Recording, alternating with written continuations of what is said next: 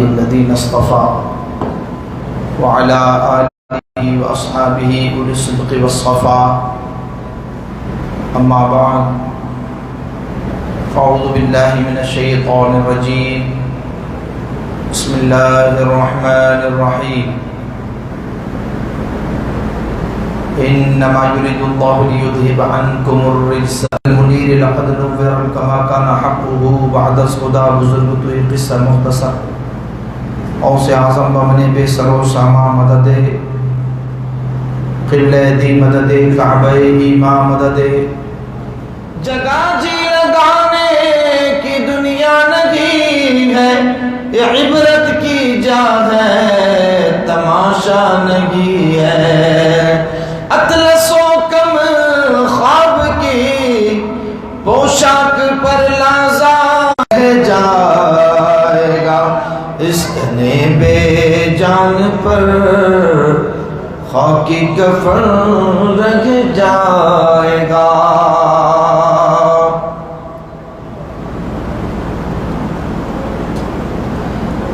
نام شاہان جہاں مٹ جائیں گے لیکن یہاں نام شاہان جہاں مٹ جائیں گے لیکن یہاں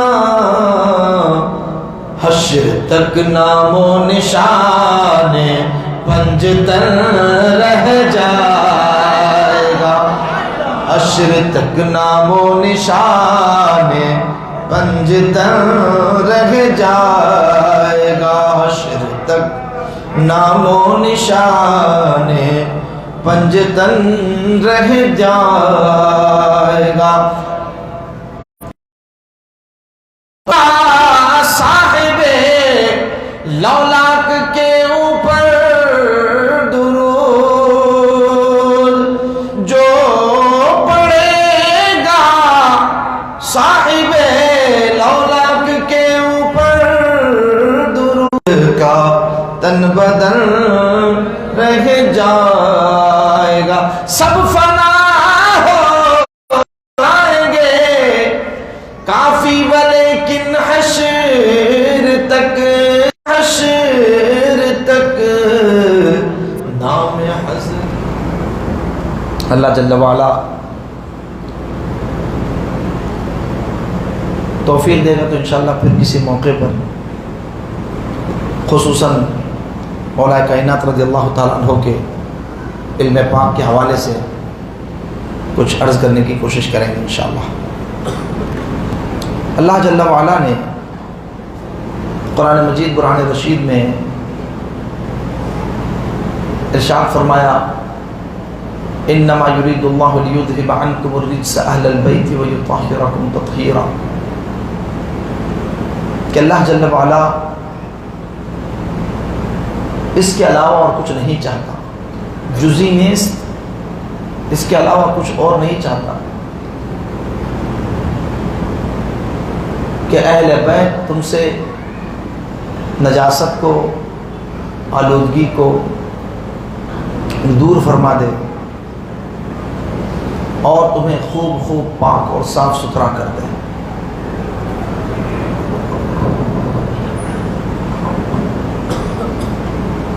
اور دوسرے مقام پر ارشاد فرمایا قل لا اسألکم علیہ اجرا الا المودۃ فی القربى کہ محبوب آپ اعلان فرما دو کہ لوگوں میں تم سے اس خدمت دین پر، دعوت و تبلیغ پر رسول اللہ صلی اللہ تعالیٰ علیہ وسلم نے جو تکلیفیں مشقتیں اٹھائی ہیں دین کے پہنچانے میں، وہ حد و حساب سے باہر ہے، بیان سے باہر ہے۔ فرماتے ہیں کہ وہ ساری مشقتیں، تکالیف، مصیبتیں جو اللہ کے احکامات تم تک پہنچانے میں نے برداشت کی ہے، میں اس پر کوئی اجر نہیں مانگتا، اس پر کوئی اجرت نہیں طلب کرتا، کوئی بدلہ نہیں چاہتا۔ اگر تم سچے وفادار ہو اور کچھ کرنا چاہتے ہو ایمان کی نعمت کا شکرانہ، اللہ تبارک و تعالیٰ کی اس نعمت پر، تو میرے آل سے اور میرے اہل بیت سے محبت کرو، میرے قرابت داروں سے محبت کرو. سٹی مارنا، قرابت داروں سے محبت کرو، مودت کرو، ان سے حسن سلوک کرو.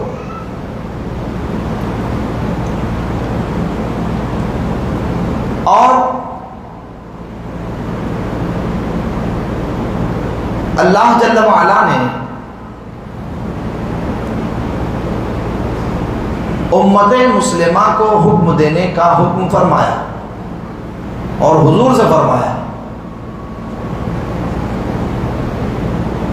کہ اے محبوب امت کو حکم دیجئے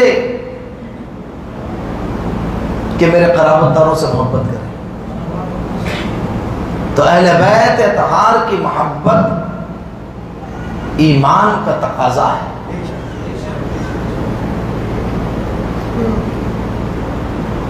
ایمان کا حصہ ہے. حضرت امام شافعی رحمۃ اللہ تعالی نے بڑا پیارا کلام اور بڑی پیاری ربائی تحریر فرمائی ہے. فرماتے ہیں کہ یا اہل بیت رسول اللہ حبکم، اے رسول اللہ کے اہل بیت آپ کی محبت، آپ کی مودت فرض من اللہ فی القرآن انزلہ، کہ اللہ تبارک و تعالیٰ نے قرآن میں اس کو فرض قرار دے دیا. جو قرآن اللہ نے اپنے حبیب پر نازل فرمایا اس میں آپ کی محبت کو اللہ جل وعلا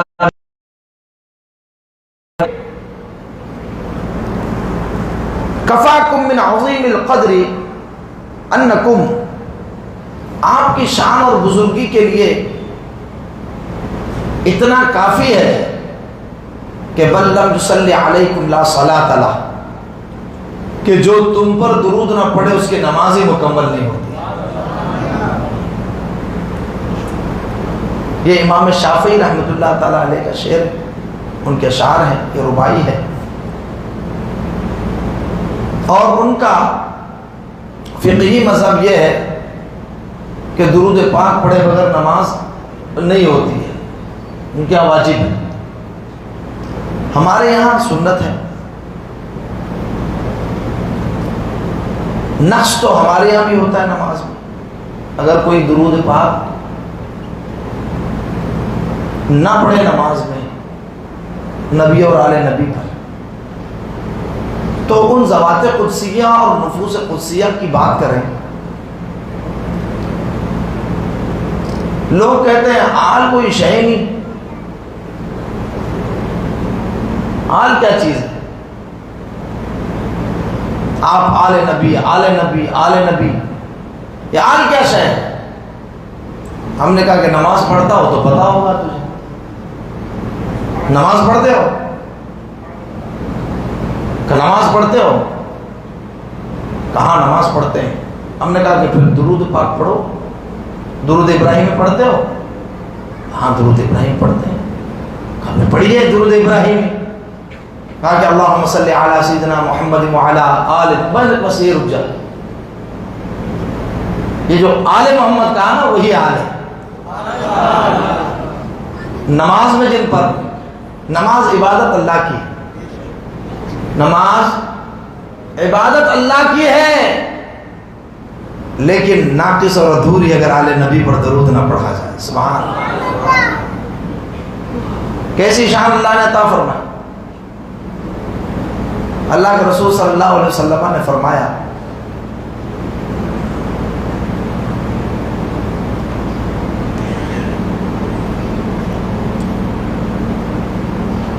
النجوم امان لأہل السماء وَأَهْلُ الْبَيْتِ أَمَانٌ لِأَهْلِ الْأَرْضِ. یہ جو ستارے ہیں یہ آسمان والوں کے لیے امن و امان ہے. ستارے ہیں تو آسمان والے قائم ہیں. ستاروں کی وجہ سے آسمانی مخلوق کی بقا ہے. تو وہ امان ہے آسمان والوں کے لیے، اور میری اہل بیت زمین والوں کے لیے امان ہے. زور سے کہیں سبحان اللہ. میری اہل بیت زمین والوں کے لیے امان، ستارے آسمان والوں کے لیے امان. آسمان سے اگر ستارے چلے جائیں تو آسمان تباہ، زمین سے اہل بیت ختم ہو جائے تو قیامت قائم ہو جائے. زمین والے تباہ. یہی وجہ ہے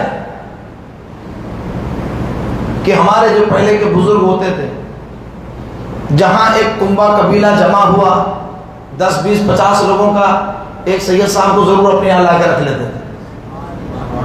یہ آپ کو گاؤں میں چھوٹے چھوٹے دیہاتوں میں چھوٹے چھوٹے قصبوں میں جو سادات بزرگان دین نظر آتے ہیں نا، تو اپنے پیر صاحب سے کہتے تھے، اپنے مرشد سے، بزرگ سے، کہ حضور آپ کے تو 5 بیٹے ہیں، صاحب سجادہ تو بڑا والا ہے، یہ چھوٹے والے کیا کریں گے؟ چھوٹے والے ہم کو دے دیجیے، ہمارے علاقے میں ہوں گے، برکتیں ہوں گی، رحمتیں نازل ہوں گی. اللہ تبارک و تعالی آسمان سے رحمتوں کی ساون و بادوں برسائے. یہ ہوں گے تو رحمتوں کا نزول ہوگا. ایسے ہی سادات کرام کا سلسلہ پوری دنیا میں پھیلا ہوا ہے. کیلانی سادات وہاں بغداد شریف سے یہاں ہندوستان، کرنول شریف، سلطکن شریف، ہر جگہ. گجرات، کہاں گجرات، کہاں بغداد، کہاں کیرلا، کہاں امریکہ، کہاں برطانیہ، الحمدللہ سب جگہ ہے. تو یہ اس کا اہتمام کرتے تھے پہلے کے بزرگ. وہ بہت سمجھدار لوگ تھے، اہل بیت اطہار کے دامن سے وابستہ رہتے تھے، کیونکہ انہیں حدیث ثقلین یاد تھی کہ اللہ جل وعلا نے فرمایا، اللہ کے رسول نے فرمایا کہ انی تارکم فیکم الثقلین، میں تمہارے درمیان 2 بھاری بھرکم چیزیں چھوڑ کر کے جا رہا ہوں.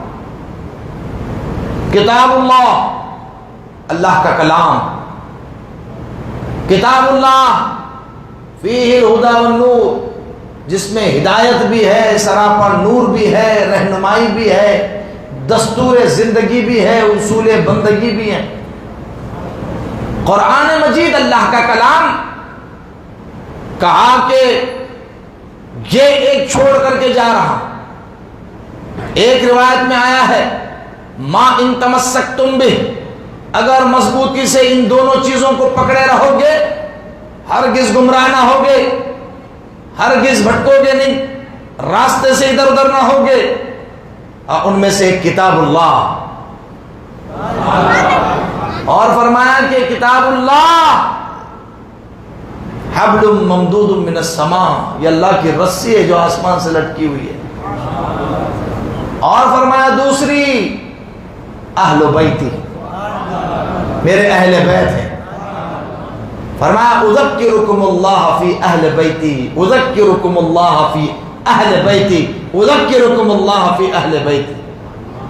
3 مرتبہ. اس کے پہلے ہم نے ذکر کیا نا 3 مرتبہ اللہ اللہ صحابی یا اذکرکم اللہ فی بیتی. میں اپنے اہل بیت کے بارے میں تمہیں خدا یاد دلاتا ہوں، میں اپنے اہل بیت کے بارے میں تمہیں خدا یاد دلاتا ہوں. کیسا سلوک کرتے ہو میرے اہل بیت کے ساتھ، اس کو پیش نظر رکھنا، اور اللہ تبارک و تعالیٰ کی بارگاہ میں حاضر ہونا، اس کو بھی یاد رکھنا. خدا یاد دلاتا ہوں، خدا یاد دلاتا ہوں. کیسا سلوک کرتے ہو میرے باپ، میرے اہل بیت کے ساتھ، میرے قرابت داروں کے ساتھ، میرے رشتہ داروں کے ساتھ، میرے بچوں کے ساتھ. اللہ اکبر. حضرت امام جعفر صادق رضی اللہ تعالیٰ عنہ، کسی نے پوچھا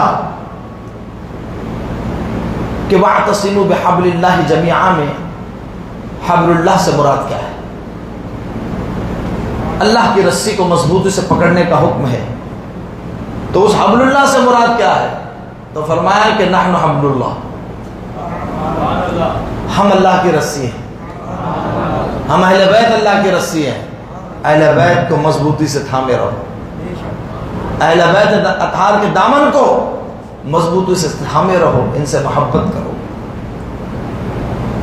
مولا علی سے محبت کرو، سید کائنات سے محبت کرو، امام حسن سے محبت کرو، امام حسین سے محبت کرو، سارے سادات سے ان کی نسبت، جتنے بھی سادات ہیں سب سے محبت کرو، کیونکہ ان کی محبت انہی کی وجہ سے ہے، سارے سادات کی محبت رسول اللہ کی وجہ سے۔ امام اہل سنت اعلیٰ حضرت نے اس لیے فرمایا کہ سادات کا احترام کیا جائے گا، فاسق ہو تو بھی کیا جائے گا، کہا کہ نسبت فاسق نہیں ہوتی، اعتبار منتہائے نسب کا ہے، جہاں نسب جا کر کے مل رہا ہے اور وہ رسول اللہ کی ذات ہے، سبحان اللہ۔ تو حضور کی نسبت سے اہل بیت سے پیار کرنا ہے، حضور کی نسبت سے اہل بیت کا اکرام کرنا ہے، کیا ہوگا؟ اہل بیت اطہار کی محبت، اللہ اکبر۔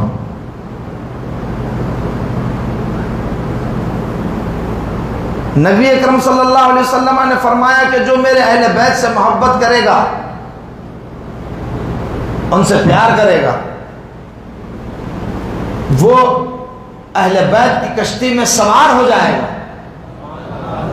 اہل بیت کی کشتی میں سوار ہو جائے گا۔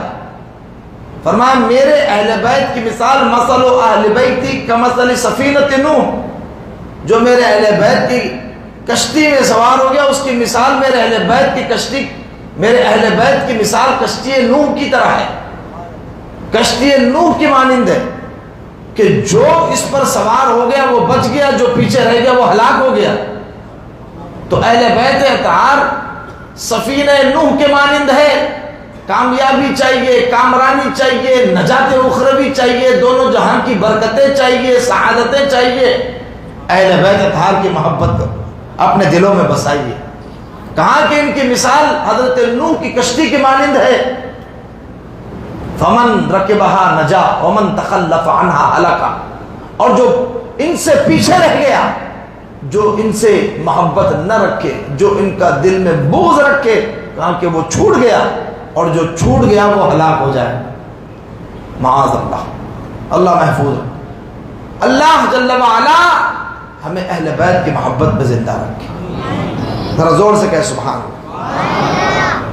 اللہ کے رسول صلی اللہ تعالی علیہ وسلم نے احادیث مبارکہ میں شان بیان فرمایا۔ ایک بات اور ذکر کر دوں کہ ہم اہل سنت ہیں تو ہم اہل بیت اطہار کی کشتی میں سوار بھی ہوتے ہیں اور صحابہ کو ستاروں کے مانند جانتے ہیں۔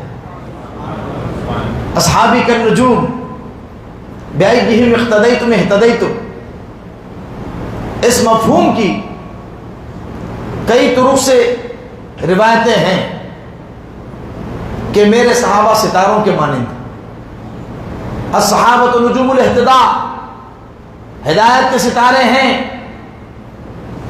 ایک پڑوسی ملک کا جو ہے وہ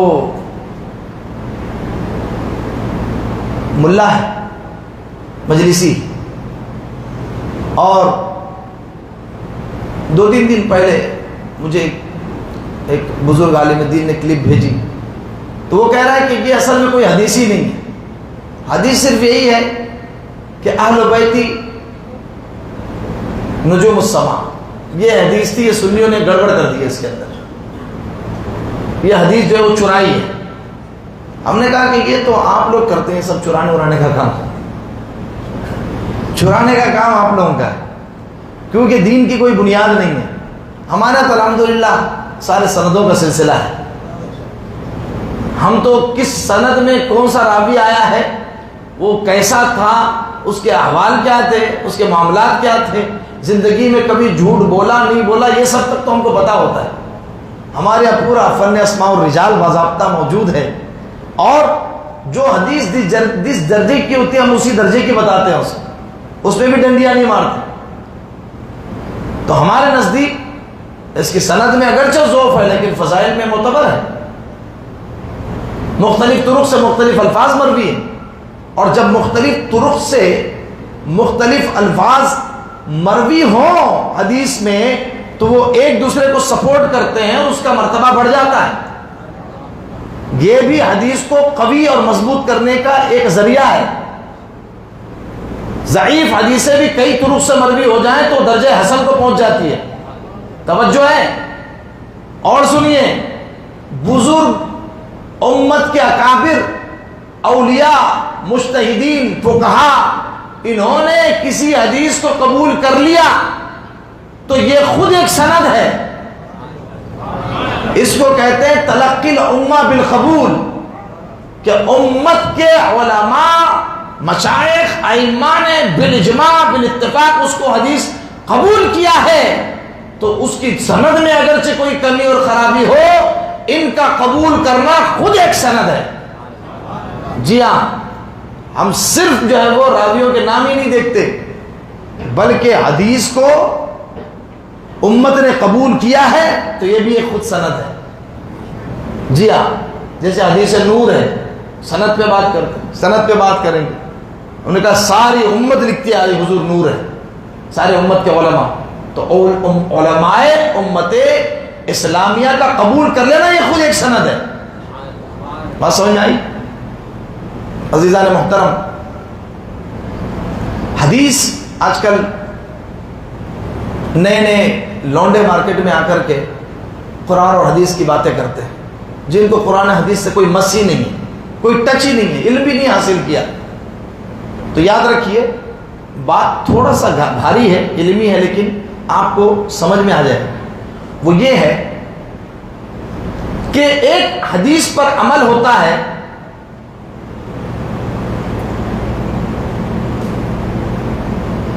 علم اصول حدیث کے ماہرین کے نزدیک مقبول مردود ہونے کے اعتبار سے. صحت حدیث علی مصطلح الاثر کہتے ہیں اسے، کہ اصولیین اصول حدیث کے ماہرین کے اصول پر، کرائٹیریا پر، ان کی اصطلاح پر وہ صحیح ہے تو صحیح ہے، وہ ضعیف ہے تو ضعیف ہے، وہ منکر ہے تو منکر ہے. اس اعتبار سے حدیث کو پرکھا جاتا ہے. اور ایک طریقہ یہ ہے صحت حدیث علی عمل المجتہد، کہ حدیث پر مجتہد نے عمل کر لیا، لے لیا، تو مجتہد نے اگر حدیث لے لی ہے، قبول کر لیا ہے اور اس کو مستند اور صحیح مان کر کے مجتہد عمل کرے، سند چاہے جیسی ہو، وہ حدیث صحیح کہلاتی ہے. یہ بات ذہن میں رکھیے. تو اب اگر یہ ایک اصول بتایا میں نے، آپ سمجھے نہیں سمجھے؟ سمجھے کہ نہیں سمجھے؟ نہیں سمجھے؟ سمجھے؟ ایک ہوتی ہے حدیث، عمل حدیث پر عمل کرنا علم اصول حدیث کے ماہرین کے کرائٹیریا اور معیار پر. تو انہوں نے اصطلاح بنائی ہوئی، یہ حدیث میں اگر ایک راوی ضعیف ہے تو حدیث ضعیف ہو گئی، اگر کوئی چھوٹ گیا تو حدیث کے اندر مزید ضعف پیدا ہوگا، بالکل متصل ہے، مرفوع ہوگی، صحیح ہے، مشہور ہے، متواتر ہے، وغیرہ وغیرہ جو قسم ہے. اور ایک ہے کہ حدیث کی سند پر تو بعد میں کلام کیا لوگوں نے، علم حدیث والوں نے، لیکن امام اعظم نے اس کو صحیح قرار دے کر اس پر عمل کیا ہے. تو ہمارے نزدیک امام اعظم کا قول زیادہ مستند ہے. بولیے سبحان اللہ. ہم اس پر یہ حدیث کے اصول آپ یاد رکھیں گے نا تو آپ کو 50 جگہ کام آئے گا. جیسے میں آپ کو بتاتا ہوں، رفع یدین آج انجینئر مرزا دکھاتا ہے اس سے نکال کر کے بخاری شریف کی حدیث ہے، بخاری شریف کی حدیث ہے، بخاری شریف کی حدیث ہے، بخاری شریف کی حدیث ہے. بخاری مانتے ہو؟ بندہ بولے گا مانتے ہیں. کہا کہ بخاری شریف کی حدیث ہے. آپ کے نزدیک آسمان کے نیچے روئے زمین پر سب سے زیادہ مستند کتاب اللہ کے بعد کون سی؟ آپ کیا کہیں گے؟ بخاری شریف. تو کہہ رہا ہے کہ بخاری شریف کی حدیث ہے. آپ کے مولوی نے بتایا آپ کو؟ آپ کے امام نے کبھی بتایا؟ آپ کا امام کرتا ہے رفع یدین؟ اور ہمارا نوجوان پریشان، یار ہمارے امام صاحب تو کرتے نہیں، بخاری کی حدیث ہم کو نہیں بتائی. اس طرح ڈاکہ مارتا ہے، گمراہ ہو جاتے ہیں. ملینوں اس کے فین بن چکے اس طریقے سے. آپ کو اصول ہی نہیں پتہ، آپ کو ضابطہ نہیں پتہ، اور آپ سیکھنے کی کوشش بھی نہیں کرتے. وہ بٹھا کر کے زہر بھر رہا ہوتا ہے، اس کے پاس 25-50 بیٹھے ہوئے ہیں اور دنیا بھر میں لاکھوں لوگ سن رہے ہیں. ہمارے نوجوانوں کو علم حاصل کرنے کا شوق بھی تو نہیں ہے. ہم تو یہ محرم کی مجلس ہے، اللہ سلامت رکھے، جنہوں نے آرگنائز کیا ہے، لے کے بیٹھے ہیں. 10:30-11 بجے آتے ہیں، الحمدللہ، اللہ کا شکر ہے آ رہے ہیں. ہم آپ کے مشکور ہیں، ممنون ہیں. لیکن علم حاصل کرنے کا جذبہ کتنا ہے وہ سمجھ میں آ رہا ہے. شوق اور ذوق کتنا ہے. آپ کو نعرے چاہیے، آپ کو واقعات چاہیے، ایسے ایسے چمتکار بتاؤ جو کسی نے نہ بنایا، بیان کیا ہو، تو ابھی کود کے نعرے لگائیں گے. یہ ہمارا ذوق ہے، یہ ہمارا سٹینڈرڈ ہو چکا ہے. یہ انفارچونیٹ سچویشن ہے. اب میں علم حدیث کی بات کر رہا ہوں تو سب ایسے تک پتہ نہیں کیا ہو رہا ہے بھائی. آپ جو اہل بیت کی فضیلت پڑھنے والے تھے، بیان کرنے والے تھے، یہ اصول یاد رکھیے. اب بخاری کی بھی حدیث کوئی دکھائے تو آپ اس سے کہنا بھائی امام بخاری 250 ہجری کے بعد کے ہیں. کیا کہنا اس کو؟ 250 ہجری کے بعد کے ہیں، مجتہد نہیں ہیں. امام اعظم 80 ہجری میں پیدا ہوئے، صحابہ سے تابعین سے علم حاصل کیا ہے، اور مجتہد مطلق ہے. مجتہد مطلق اسے کہتے ہیں جو ایک حدیث کو 21 اینگل سے پرکھتا ہے، 21 زاویوں سے دیکھتا ہے. حدیث کی صحت، روایت کے اعتبار سے، درایت کے اعتبار سے امام اعظم ابو حنیفہ رضی اللہ تعالیٰ عنہ، حدیث کا جتنا ذخیرہ تھا سارا ذخیرہ ان کے نگاہوں کے سامنے تھا. اب امام اعظم نے ساری حدیثوں کی چھان بین کرنے کے بعد میں جس حدیث پر عمل کیا اور کہا کہ رفع یدین منسوخ ہے، رسول اللہ نے آخر میں منع کر دیا تھا، اب امام اعظم کا عمل کرنا یہ ہمارے لیے دلیل ہے. ہم کسی غیر مقلد کی، نہ کسی کانے مرزا کی کوئی بات سنیں گے. ہم یہ کہیں گے امام اعظم ہمارے مقتدا اور مجتہد امام ہے، امام اعظم نے جو فرما دیا ہے وہی ہمارے لیے سب سے بڑی دلیل ہے. اور زور سے کہہ سبحان اللہ. اندر آ جائیے، بات سمجھنے کے لیے تھوڑا قریب تو آئیے، جگہ خالی ہے، ادھر حوضوں کے پاس بیٹھتے ہیں. قریب آئیے، قریب آئیے، قریب آ کر کے بیٹھے. پتہ نہیں عجیب ذوق ہے بھائی، ہم لوگ ادھر دور دور حوضوں پہ بیٹھے ہوئے. تشریف لائیے، جگہ ہے، قریب بیٹھیے.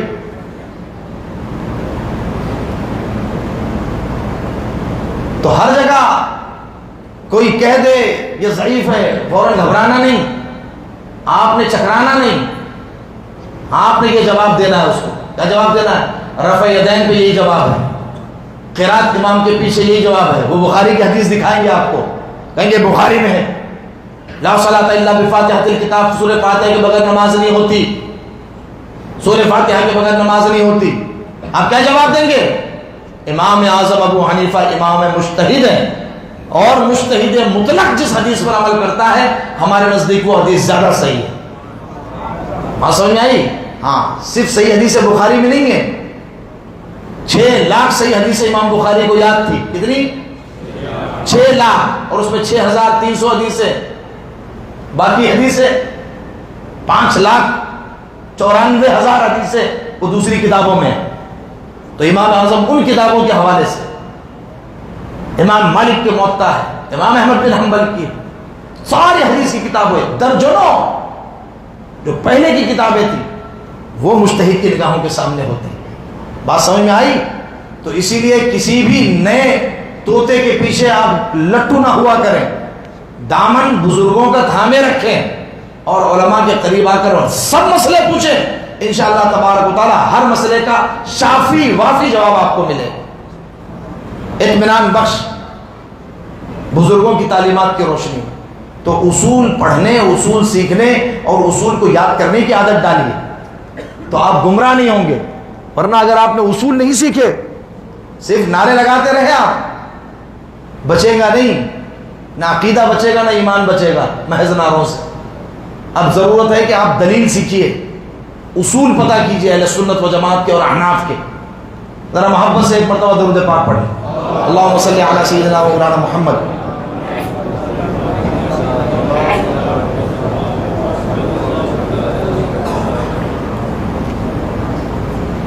اللہ اکبر اللہ اکبر۔ اللہ جل وعلا نے ارشاد فرمایا انما یرید اللہ لیذھب عنکم الرجس اہل البیت ویطہرکم تطہیرا۔ اب ایک بحث یہ چلتی ہے کہ اہل بیت اطہار میں کون ہے کون نہیں۔ ایک طبقہ یہ ہے کہ وہ کہتا ہے کہ ازواج مطہرہ شامل نہیں، ایک طبقہ یہ کہتا ہے کہ اہل بیت اطہار میں صرف ازواج ہی ہیں، مردوں میں کوئی شامل نہیں، مولا علی شامل نہیں، امام حسن شامل نہیں، امام حسین شامل نہیں۔ علامہ یوسف بن اسماعیل نبہانی رحمۃ اللہ تعالیٰ نے الشرف المحبت کے اندر بہت اچھی بات کہی۔ انہوں نے فرمایا کہ جو اہل بیت اطہار میں ازواج مطہرات کو شامل نہیں مانتا، خارج مانتا ہے، وہ اسلوب قرآن سے واقف نہیں۔ پوری سیکوینس سے آیتیں امہات المومنین کی آ رہی ہے، اور فرمایا کہ 22 صیغے ایسے ہیں جو مؤنث کے ہیں، جو اس کی ضمیر لوٹ رہی ہے مؤنث کی ضمیر ہے، ٹھیک ہے۔ ان کنتن تردن الحیات الدنیا وزینتها فتعالین امتعکن واسرحکن سراحا جمیلا وان کنتن تردن الحیات الدنیا وزینتها وان کنتن تردن اللہ ورسولہ والدار الآخرۃ فإن اللہ اعد للمحسنات منکن اجرا عظیما ومن یقنط منکن، یہ سارے فیمیل مؤنث کے صیغے ہیں سارے، 22 ضمیریں، 22 کتنی 22 یار، 22 صیغے مؤنث کے، اور آپ ازواج مطہرات کو غائب کر دو۔ اور فرمایا کہ آگے انما یرید اللہ لیذھب عنکم، یہ عنکم مذکر کا ہے، عنکم الرجس اہل البیت ویطہرکم، 2 آئے مذکر کے صیغے، تو کہا 22 مؤنث کے صیغے، 2 مذکر کے صیغے، تو کہا کہ مؤنث ہیں، مؤنث زیادہ ہے لیکن مذکر بھی ہے اس کے اندر، تو کہا کہ مؤنثوں میں 9 ازواج مطہرات ہیں، بولیے سبحان اللہ، سیدہ کائنات ہے، مردوں میں امام حسن ہے، امام حسین ہے، مولا علی شیر خدا، ذرا بولے زور سے سبحان اللہ بولے۔ اصل میں آپ کو بات کی ویلیو کا اندازہ نہیں ہے نا اصل میں، اس لیے سبحان اللہ نہیں بولتے، اگر کوئی دھواں دھار کرامت ہوتی تو زور سے سبحان اللہ نہیں کرتا۔ جی ہاں، تو اس کو سمجھیے، یہ جواب ہے رافضیوں کا کہ جو امہات المومنین کو خارج کرتے ہیں۔ ہمارے نزدیک الحمدللہ ازواج مطہرات اولین مصداق، اور اس کے بعد رسول اللہ صلی اللہ تعالی علیہ وسلم نے چادر مبارک لے کر کے سیدہ کائنات کو بلایا، مولا کائنات کو بلایا، امام حسن کو بلایا، امام حسین کو بلایا، چادر میں لے کر کے فرمایا اللہم ہؤلاء اہل بیتی، پروردگار یہ میرے ہاں اہل بیت ہیں، ان کو صاف کر دے، ان کو پاک کر دے، ان سے رجس کو دور فرما دے، ان سے گندگی کو دور فرما دے، نجاست اور آلودگی کو دور فرما دے، گناہوں کو دور فرما دے، ہر قسم کی گندگی ان سے دور فرما۔ حضرت ام سلمہ نے سر مبارک ڈالا اور کہا یا رسول اللہ میں بھی ہوں، تو کہا انک علی خیر، کہا تو ہے خیر پر۔ ایک روایت میں ہے کہ ہاں تو اس میں داخل ہے، تو اس میں داخل ہے۔ تو عزیزان محترم، رفیقان گرامی، اہل سنت و جماعت کا سینہ سب کی محبتوں کا مدینہ، ہم کو کوئی تکلیف نہیں ہوتی، ساری ازواج ہماری مائیں ہیں، اور سرکار کی آل ہمارے سروں کا تاج ہے، ہمارے آخرت کا سامان ہے، ہمارے نجات کا ذریعہ ہے۔ اللہ اکبر۔ نبی اکرم شفیع معظم صلی اللہ تعالی علیہ وسلم نے ارشاد فرمایا اربع انا شفیع لهم یوم القیامہ۔ چلو اس کو بعد میں پڑھتا ہوں میں، پہلے یہ آیت مباہلہ، آیت مباہلہ، نجران کے نصارہ رسول اللہ صلی اللہ تعالی علیہ وسلم کو چیلنج کرنے کے لیے کہا یہ ہم حق پر ہیں، ہمارا دین حق، عیسیٰ اللہ کے بیٹے وغیرہ وغیرہ۔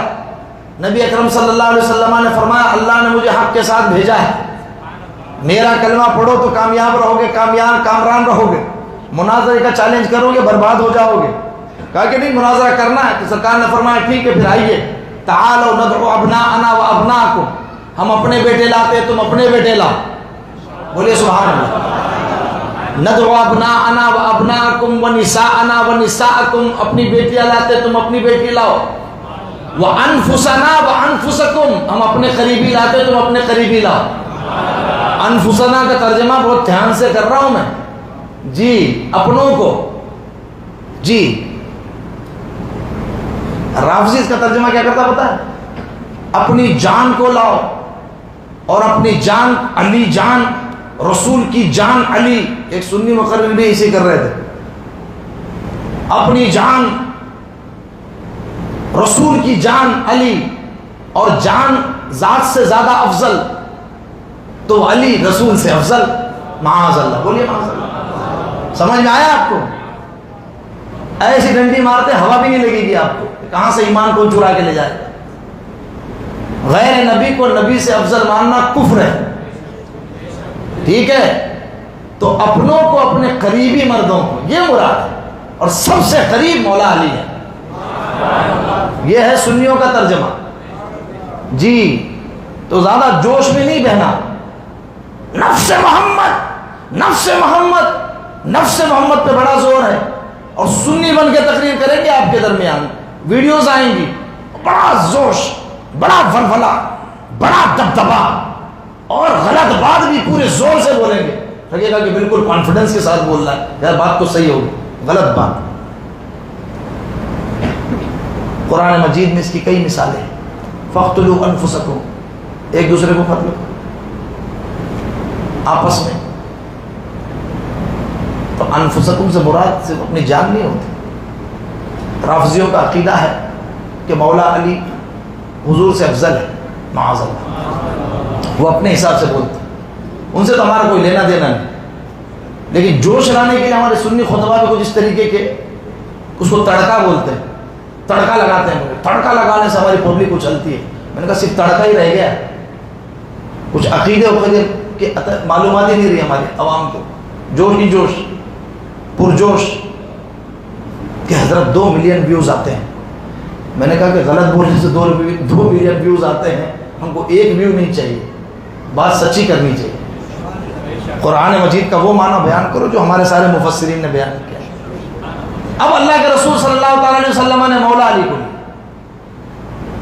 عبد مسیح ان کا بہت بڑا پادری، وہ آیا اپنے گھر والوں کو لے کر کے، اپنی بیوی بچوں کو لے کر کے، اس طرف سے میرے آقا صلی اللہ تعالی علیہ وسلم چلے سیدہ کائنات کو لے کر کے، مولا علی کو لے کر کے، پیچھے پیچھے دونوں. سبحان اللہ. جی ہاں، گھر کی خواتین کو پیچھے رکھنا چاہیے، پردہ ہے اس کے اندر. یہ رسول اللہ کی اداؤں سے دین سیکھیے. ہاں، آپ کی بیویاں آگے ہوتی ہیں، آپ پیچھے ہوتی ہیں. آج کل تو ایک بڑی بےغیرتی چلی ہوئی ہے کہ بائک پر بھی بیوی آگے بیٹھتی ہے اور شوہر پیچھے بیٹھ رہا ہے. اللہ ہدایت عطا فرمائے. میں نہیں سمجھتا کوئی سنی کرتا ہوگا ایسا، لیکن ہم نے کچھ بدعقیدوں کو دیکھا ہوا اس طرح کرتے ہوئے. لیکن خدا را اگر اس طرح کا کرنے کا ارادہ بھی رکھتا ہو تو باز آئے. آپ گاڑی چلائیے، بیگم کو پیچھے بٹھائیے. بات سمجھ میں آ رہی ہے؟ جی ہاں، وہ بھی بے حیائی ہے ایک قسم کی کہ بیوی کو سامنے بٹھایا، پیچھے بیٹھ رہے بائک کے اوپر. ہاں، مر رہے ہوں، کوئی آپشن نہ ہو تو ایک بات الگ ہے کہ بیمار اتنے سخت ہے، ہاسپٹل لے جانا کوئی ہے نہیں ہے. وہ اضطراری کیفیت کی بات نہیں کر رہا ہوں میں، وہ ایک الگ کیفیت ہوتی ہے. خواتین کو پیچھے، حسنین کریمین کا ہاتھ اپنے ہاتھ میں لیا، اپنے ہاتھ میں لیا. ایک ہاتھ میں امام حسن سرکار ہوگا، دوسری انگلی کو امام حسین نے پکڑا ہوا. اب یہ نورانی قافلہ جا رہا ہے. جب پہنچے ہیں میدان میں، عبد مسیح نے دیکھا جب چہروں کو، کہا کہ اللہ اکبر. کہا کہ مناظرہ نہیں کرنا، مباہلہ نہیں کرنا. مباہلے میں ایک دوسرے پہ لعنت بھیجی جاتی ہے کہ جو حق پر ہوگا وہ باطل ہے، دوسرا تباہ ہو جائے. کہا کہ مباہلہ نہیں کرنا ہے، بھاگو یہاں سے. کہا کہ کیا ہو گیا، تجھ پر کب کبھی کیوں اتاری ہے، ہیبت کیوں اتاری ہے، گھبرایا ہوا کیوں ہے. کہا کہ میں ایسے چہروں کو دیکھ رہا ہوں، اگر یہ اس پہاڑ کو جگہ سے ہٹنے کے لیے کہہ دیں تو یہ پہاڑ بھی اپنی جگہ چھوڑ کر کے چلا جائے. ایسے نورانی چہروں کو میں دیکھ رہا ہوں. میرے آقا صلی اللہ تعالی علیہ وسلم نے جب انہیں راہ فرار اختیار کرتے ہوئے دیکھا تو ارشاد فرمایا کہ بہت قریب آ چکا تھا عذاب نصارہ کے. اگر یہ مباہلہ کرتے تو روئے زمین پر ایک بھی نصرانی باقی نہیں رہتا. تباہ ہو جاتا، برباد ہو جاتا۔ یہ ہے مباہلہ اور آیت مباہلہ کا شان نزول۔ اور میرے آقا صلی اللہ تعالی علیہ وسلم اپنی بیٹیوں میں سے سیدہ کائنات کو لے کے گئے۔ رافضی بولا تھی ایک ہی بیٹی تھی، تبھی تو ان کو لے کے گئے تھے، ورنہ اللہ نے تو اپنی نساء انا کہا تھا، اپنی گھر والیوں کو لے کر آؤ، اپنی بچیوں کو لے کر آؤ، تو ایک ہی تھی اس لیے ایک لے کے گئے۔ ہم آپ کو بتاتے ہیں اس وقت رسول اللہ کی تینوں شہزادیاں انتقال کر چکی تھی، تینوں شہزادیاں انتقال کر چکی تھی۔ حضرت زینب، رقیہ، ام کلثوم رضی اللہ تعالیٰ عنہ کا انتقال ہو گیا تھا، صرف سیدہ کائنات بچی ہوئی تھی، باقاعدہ حیات تھی، اس لیے ان کو لیا۔ وہ ہوتی تو رسول اللہ انہیں بھی ساتھ میں لے جاتے۔ لہذا ہر چیز میں ڈنڈیاں نہ مارا کرو، ہر جگہ جو ہے وہ ڈنڈی مارنے کا، پورا مذہب ڈنڈی مار مذہب ہے۔ لہذا اہل بیت کی شان سننے کے لیے سنجیدہ سنی عالم دین کی تقریر سنیے، کتابیں پڑھیے، صحیح کتابیں، بہت زبردست کتابیں۔ آپ اشرف المحبت پڑھیے، حضرت برکات آل محمد کے نام سے ترجمہ ہو چکا ہے، علامہ یوسف بن اسماعیل نبہانی کا۔ ایسی ایسی خصوصیات اہل بیت کے ذکر فرمائی ہے کہ آدمی کی طبیعت جھوم اٹھتی ہے، سبحان اللہ۔ جی ہاں، خصوصیات ہی خصوصیات بیان فرمائی ہے انہوں نے، تو وہ شان اللہ نے عطا فرمائی ہے۔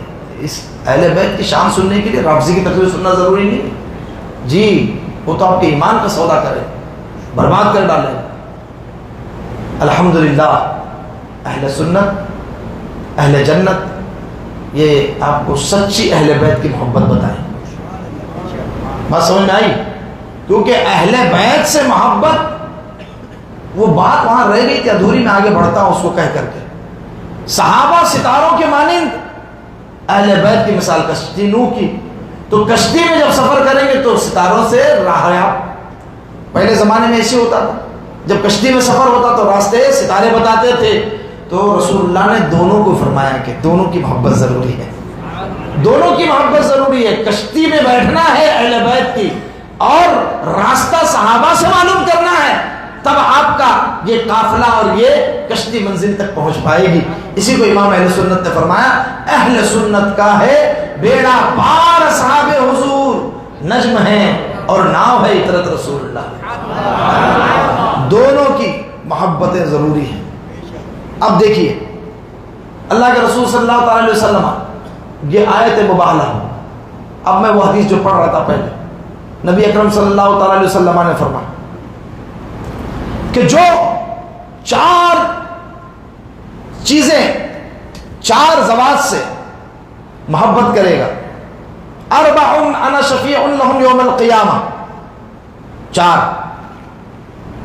قسم کے لوگ، کہا کہ المکرم لذریتی، جو میری اولاد سے تعظیم سے پیش آئے، میری اولاد کا اکرام کرے، تعظیم کرے، توقیر کرے، کہا کہ میں قیامت کے دن اس کی شفاعت کروں گا۔ دوسرا والقاضی لهم حوائجهم، وہ شخص جو ان کی ضرورت پوری کرے، جو ان کی ضرورت اور حاجت پوری کرے، اور جب یہ مبتلا آزمائش ہو، گرفتار بلا ہو، تیسرا شخص جو ان کی آزمائش میں ان کے ساتھ کھڑے رہے اور ان کا ساتھ دے کر کے مدد کرے ان کی، سرکار فرماتا ہے میں اس کی شفاعت کروں۔ فرمایا چوتھا، کچھ نہیں کر سکتا، دل سے محبت کرے، دل سے محبت کرے، دل سے محبت کرے گا تو رسول اللہ فرماتے ہیں میں اس کی بھی شفاعت کروں۔ چار قسم کے لوگوں کے رسول اللہ نے شفاعت کا وعدہ فرمایا۔ یہ ہے اہل بیت اطہار۔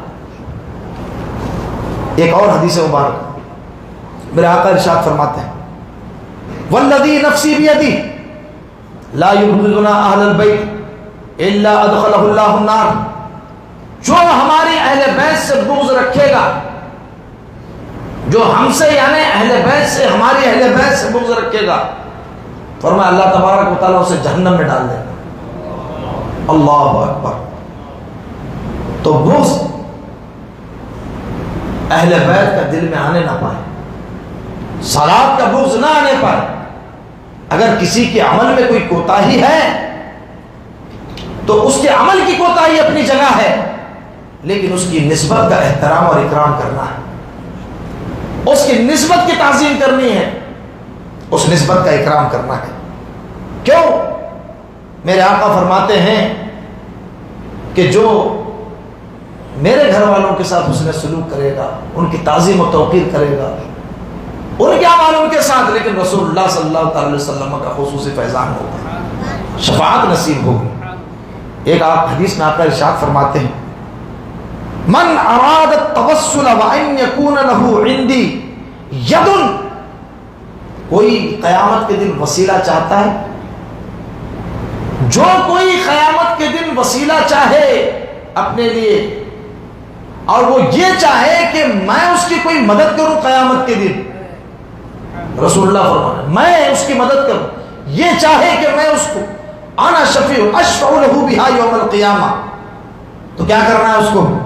فرمایا فلیصل اہل بیتی، تو اہل بیت سے جڑ جائے، اہل بیت سے تعلق مضبوط کرے، اہل بیت سے پیار کرے، وَيُدْخِلُ السُّرُورَ عَلَيْهِمْ، اور ان پر سرور کو داخل کرے، خوشی داخل کرے، میرا وسیلہ اور میری شفاعت انہیں نصیب ہوگی. اللہ اکبر. ایک اور حدیث مبارک میرے آقا صلی اللہ علیہ وسلم نے فرمایا کہ منافق ہے وہ شخص جو اہل بیت سے بغض رکھے. منافق ہے. صحابہ کرام کے اقوال اس سلسلے میں فرمایا اگر کوئی منافق اگر دیکھنا چاہتے ہم تو بغض اہل بیت سے پہچان لیتے تھے کہ منافق. تو اہل بیت کی محبت یہ اہل سنت کو اللہ تبارک و تعالیٰ نے عطا فرمائی. مولا کائنات رضی اللہ تعالیٰ عنہ کا خطبہ ہے جنگ جمل کے موقع پر، اس میں آپ نے فرمایا ہم سے محبت کا دعویٰ کرنے والے جھوٹے لوگ بدترین مخلوق ہیں، جو ہماری بات نہیں مانتے، ہمارے کہے پر عمل نہیں کرتے، ہمارے ارشادات کی تعمیل نہیں کرتے. عزیزان محترم، رفیقان گرامی، دعوے محبت تو ہے، لیکن جو رسول اللہ صلی اللہ علیہ وسلم کی اہل بیت کی تعلیمات ہے ان تعلیمات پر عمل نہ کرو تو وہ محبت کام نہیں دی. محبت وہی کام آئے گی جو رسول اللہ صلی اللہ علیہ وسلم کی اہل بیت کی تعلیمات پر عمل کرے. کیونکہ ایک عربی کا شعر ہے، شاعر نے کہا کہ لو کان حبک صادقا لاطعته، لو کان حبک صادقا لاطعته ان المحب لمن يحب مطیع. کہا کہ اگر تیری محبت سچی ہو نا تو اطاعت کرتا. تیری محبت بولیے سچی ہو تو اطاعت کرتا. ارے دعویٰ ہے نا تیرا کہ میرے محبوب ہیں، تو محبوب کی تو بات مانی جاتی ہے، محبوب کی تو اطاعت کی جاتی ہے، محبوب کی فرما برداری کی جاتی ہے، محبوب کی آپ نافرمانی نہیں کرتے. کیونکہ ان المحب لمن يحب مطیع، کیونکہ محب جو ہوتا ہے وہ محبوب کا مطیع اور فرما بردار ہوتا ہے. تو یہ بات ہمارے لیے بھی ہے، آپ کے لیے، سب کے لیے ہے کہ ہم دعویٰ کرتے ہیں اہل بیت سے محبت کا، صحابہ کرام کی محبت کا، تو ہماری بھی محبت کا تقاضا ہے کہ ان کی اطاعت کریں، ان کی فرما برداری کریں. مولا علی رضی اللہ تعالیٰ عنہ کے ارشادات، آپ نے نماز کی کتنی تاکید فرمائی، شریعت کی کتنی پابندی کی تاکید فرمائی، اپنے بچوں کو، اپنے گھر والوں کو، یہاں تک کہ رسول اللہ صلی اللہ تعالی علیہ وسلم نے سیدہ کائنات رضی اللہ تعالی عنہ سے فرمایا کہ اے فاطمہ، آخرت کی جو تیاری کرنی ہے خود کرو، محض میری نسبت پر بھروسہ نہ کرنا. یہ سیدہ کائنات سے حضور فرما رہے، یہ تعلیم ہے امت کے لیے، یہ تعلیم ہے ہم لوگوں کے لیے. بھروسہ کر کے مت بیٹھ جانا کہ ہم فلاں پیر صاحب کے بیٹے ہیں، فلاں باپ کے بیٹے ہیں. کہا کہ آخرت کی تیاری کرو، آخرت کی تیاری کرو، آخرت کی تیاری کرو. یہ اہل بیت کا درس ہے. جب سیدہ کائنات کو قبر انور میں اتارا گیا تو سنیے، کسی صحابی نے وہاں پر کہا قبر کے پاس کھڑے ہو کر کے، اے قبر تجھے پتا ہے تیرے اندر کون آ رہا ہے؟ تیرے اندر کون آ رہا ہے؟ کون سی مقدس ذات تیرے اندر جلوہ بار ہو رہی ہے؟ تو قبر کے گوشے سے آواز آئی، یہاں پر نسب نہیں دیکھا جاتا، قبر سے آواز آئی یہاں عمل دیکھا جائے گا. یہ ہمارے لیے نصیحت ہے. فکر کریں آپ. کہا بیٹا پرچی آئی.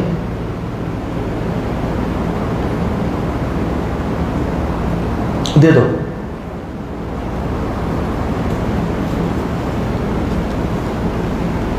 اہل بیت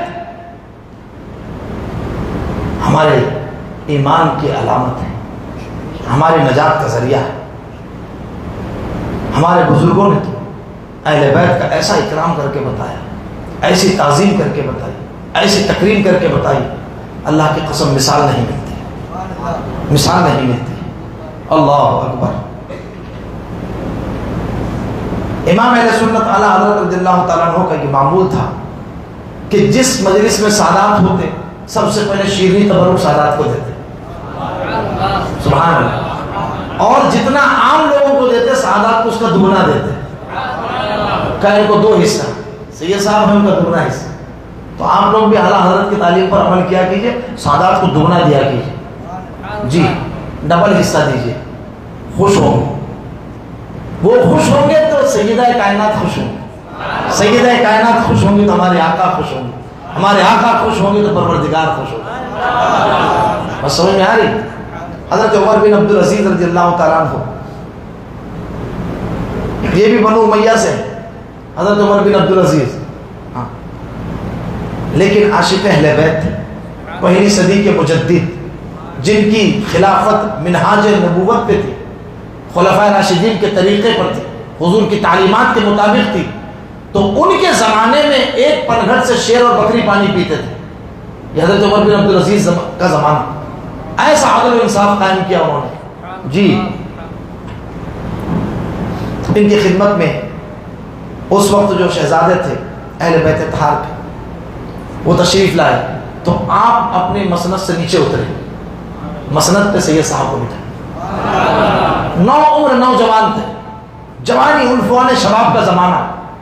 کہا کہ ان کی زلفیں تھی، خوبصورت عمامہ تھا. وہ آئے، کچھ دیر گفتگو کی، احترام اکرام تعظیم توقیر سب کی، اور اس کے بعد میں ادب سے ان کو چھوڑا. تو کچھ لوگوں کو تکلیف ہو گئی، ہوتی ہے تکلیف کچھ لوگوں کو، کیونکہ حسد بہت زیادہ ہوتا ہے. تو سادات کرام سے حسد ہوتا ہے کچھ لوگوں کو. ام یحسدون الناس علی ما آتاہم اللہ من فضلہ، اس کی تفسیر میں بتایا ہے.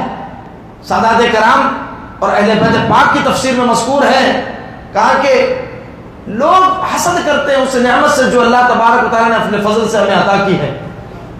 تو ائمہ اہل بیت میں سے امام غالباً امام باقر یا امام جعفر صادق کا یہ فرمانا ہے کہ جس سے مراد ہم ہی لوگ ہیں. ہم سے لوگ حسد بہت کرتے ہیں، کیونکہ اللہ تبارک و تعالیٰ نے وہ شان اور نعمت عطا فرمائی ہے، وہ نہ پیسے سے ملتی ہے، نہ دولت سے ملتی ہے، نہ حکومت سے ملتی ہے، کسی چیز سے نہیں ملتی. نہ سمجھ آئی؟ تو اللہ نے وہ شان اور عظمت عطا فرمائی اہل بیت. تو کچھ لوگوں کو مروڑ اٹھا. انہوں نے کہا کہ آپ نے ایک نوجوان کا اتنا اکرام کیا کہ کرسی سے نیچے تشریف لے آئے، پھر اس کے بعد میں آپ نے اپنی جگہ انہیں بٹھایا، اتنی تعظیم توقیر کی، کیا وجہ ہے؟ تو اس نے کہا کہ مجھے حدیث رسول پہنچی سند صحیح کے ساتھ، رسول اللہ کی ایک حدیث، اور رسول اللہ صلی اللہ تعالی علیہ وسلم نے فرمایا فاطمہ بضعۃ منی، فاطمہ میرے جگر کا ٹکڑا. کہا کہ جو چیز فاطمہ کو خوش کرتی ہے وہ مجھے خوش کرتی ہے، اور جو فاطمہ کو ناراض کرتی ہے وہ مجھے ناراض کرتی ہے. جو بات فاطمہ کو خوش کرے وہ مجھ محمد کو خوش کرتی ہے، جو بات فاطمہ کو ناراض کرے وہ مجھے ناراض کرتی ہے.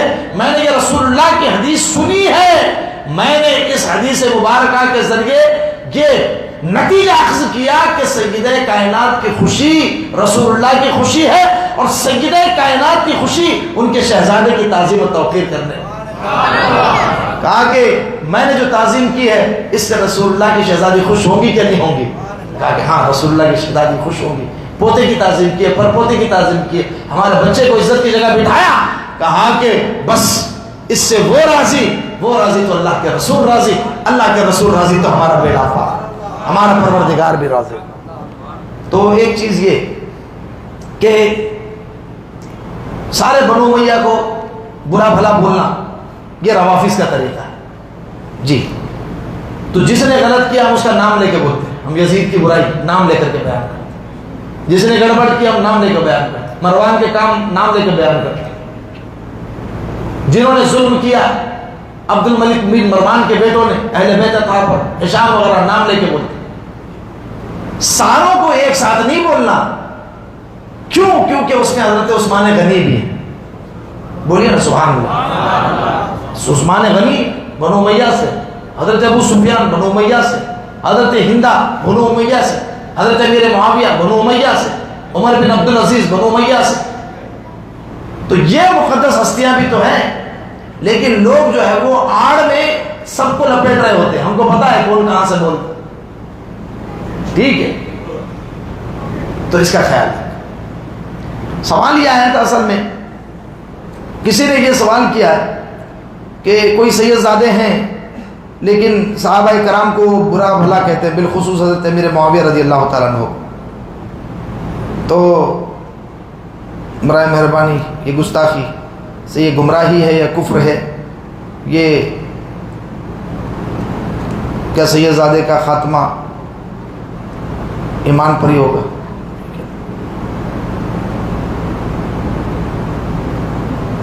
جی ہاں. تو یہ دیکھیے، صحابہ کرام کو اللہ جل وعلا نے بڑا مقام مرتبہ عطا فرمایا، لیکن سادات ہو یا غیر سادات، ہم نے بارہا اس کو عرض کیا کہ کسی کو یہ حق نہیں ہے کہ وہ کسی صحابی پر طعن اور تنقید کرے. نبی اکرم صلی اللہ تعالیٰ علیہ وسلم نے فرمایا اذا ذکر اصحابی فامسکوا، جب میرے صحابہ کا ذکر ہو تو خاموش ہو جاؤ. اور یہ تمام امت کا، ائمہ دین کا، فقہاء کا اجماع ہے، لا نذکرہم الا بخیر، ہم جب بھی ان کا ذکر کریں گے خیر کے ساتھ کریں گے. بولیے، ہم جب بھی ان کا ذکر کریں گے خیر کے ساتھ کریں گے. تو یہ کانسیپٹ دماغ سے نکال دیجئے، کیونکہ ایک جو صحابی ہے، اہل بیت کا مقام اپنی جگہ ہے، ان کو نسبت ہے رسول اللہ صلی اللہ تعالی علیہ وسلم کے نسب پاک سے، تو صحابی کو بھی نسبت ہے رسول اللہ صلی اللہ علیہ وسلم کی صحابیت ہے. اور ان کا مقام اتنا بلند ہے کہ لاکھوں ولی اور ہزاروں قطب اور غوث مل کر کے ایک صحابی کے برابر نہیں ہو سکتے. زور سے بولیے سبحان اللہ. یہ بات سمجھ میں آ رہی ہے آپ کے؟ ایک دو نہیں کہہ رہا ہوں میں، لاکھوں غوث قطب مل کر بھی. یہ مبالغتاً، یہ حقیقتاً ہے. یہ اس لیے کہہ رہا ہوں کیونکہ لوگ غریب نواز کے بارے میں تو زبان نہیں کھولتے. غریب نواز کے بارے میں زبان نہیں کھولیں گے، غوث پاک کے بارے میں کوئی زبان کھولے گا؟ ان سے جا کر کے پوچھیے، جمعہ 8 دن کے لونڈے یہ بابا سرکار کے خلاف زبان کھول سکتے ہیں؟ بولیے، نہیں کھولیں گے. کیوں؟ ڈر لگتا ہے، بے ادبی ہوگی.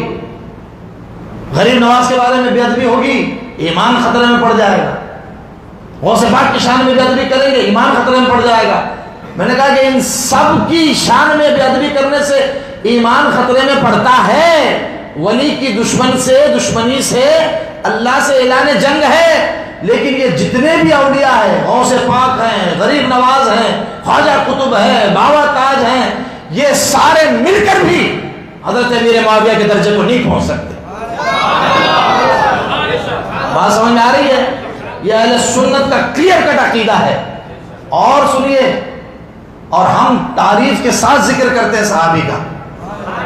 وہ منہاج القرآن کا شیطان طاہر الپادری کہتا ہے کہ بس زبان خاموش رکھو، باغی بولو. کہا ظالم آدمی، باغی نہیں کہہ سکتے، کیونکہ ہماری اصطلاح میں باغی کا معنی اور ہے اور عربی زبان میں باغی کا معنی اور ہے. دونوں زبانوں کا فرق ہے. ہماری زبان میں باغی اس کو کہتے ہیں جو غداری کرے، عربی زبان میں اس کو کہتے ہیں جو خروج کرے. امام برحق کے خلاف جو کھڑا ہو اس کو بھی بغا یا بغات سے تعبیر کیا جاتا ہے.